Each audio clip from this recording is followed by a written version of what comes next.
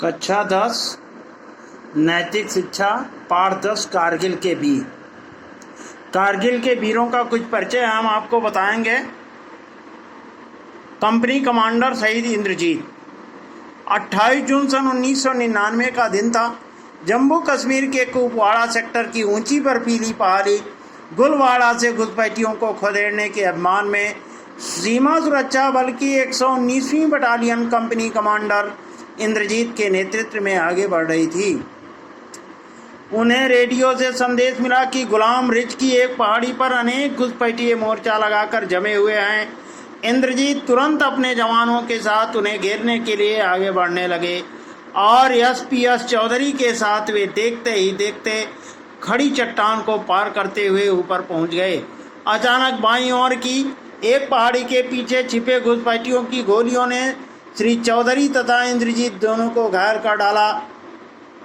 इंद्रजीत के साथ दुश्मन से संघर्ष करने वाले कुलदीप ने बताया, इंद्रजीत को घायल होते ही सुरक्षित स्थान पर ले जाने का प्रयास किया गया, किंतु वे 2.5 घंटे तक जान की परवाह किए बिना दुश्मनों से जूझते रहे।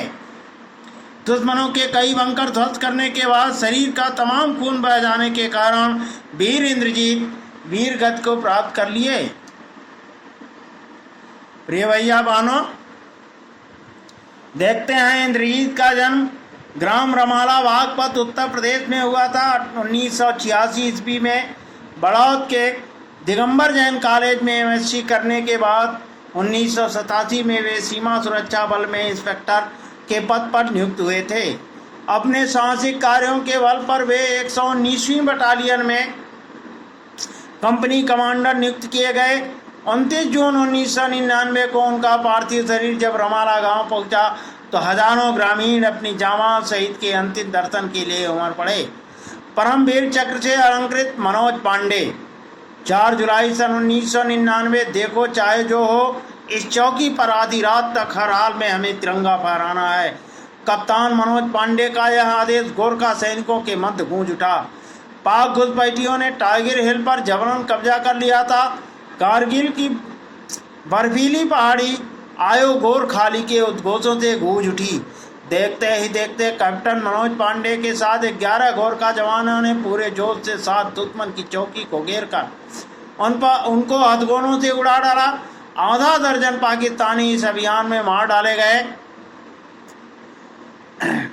अचानक शत्रु घुसपैठियों ने गोरखों को 3 ओर से घेर लिया। उनकी गोलीबारी से कैप्टन मनोज पांडे सहित उनके सभी गोरखा सैनिक बुरी तरह से घायल हो गए। वीरगति प्राप्त करने से पूर्व इन रणबांकुरों ने कई बैंकरों को ध्वस्त कर तो हमलावर घुसपैठियों को धूल चटाकर अपने अद्भुत पराक्रम और शौर्य का परिचय दिया। अमर हुतात्मा कैप्टन मनोज पांडे का जन्म लखनऊ में हुआ था। इनके पिता का नाम श्री गोपी चंद पांडे हैं। 8 जुलाई सन 1999 को जब कैप्टन मनोज पांडे का पार्थिव शरीर लखनऊ लाया गया तो उनके अंतिम दर्शन के लिए जन सैलाब उमड़ पड़ा था। 15 अगस्त 1999 स्वाधीनता दिवस पर उन्हें सेना के सर्वोच्च सम्मान परमवीर चक्र से अलंकृत करने की घोषणा की गई। प्रिय भैया बहनों, अब देखिए, पुरुषार्थ परिस्थितियों को अपने अनुकूल बनाने में है। परिश्रम करो, आगे बढ़ो, सफलता आपके कदम चूमेगी। इसी तरह से प्रिय भैया बहनों, इन निम्नलिखित प्रश्नों के उत्तर दीजिए। कैप्टन इंद्रजीत किस बटालियन में कंपनी कमांडर थे? प्रिय भैया बहनों, कैप्टन इंद्रजीत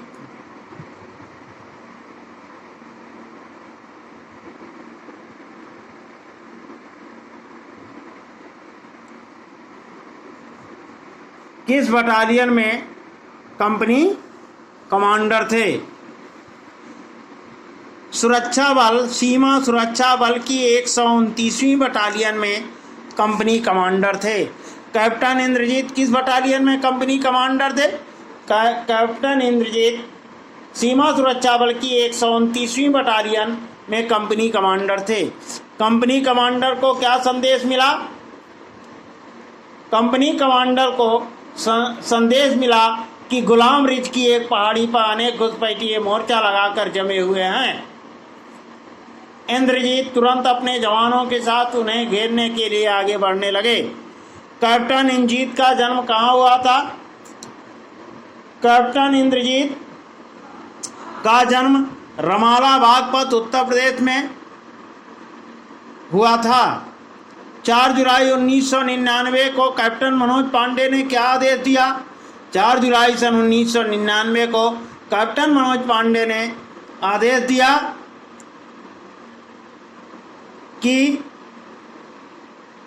उस चौकी पर चाहे जो हो जाए आधी रात तक हर हाल में तिरंगा फहरना चाहिए। कैप्टन मनोज पांडे को किस सम्मान से अलंकृत किया गया? कैप्टन मनोज पांडे को परमवीर चक्र के सम्मान से अलंकृत किया गया। प्रिय भैया बहनों, आज के लिए बस इतना ही। धन्यवाद।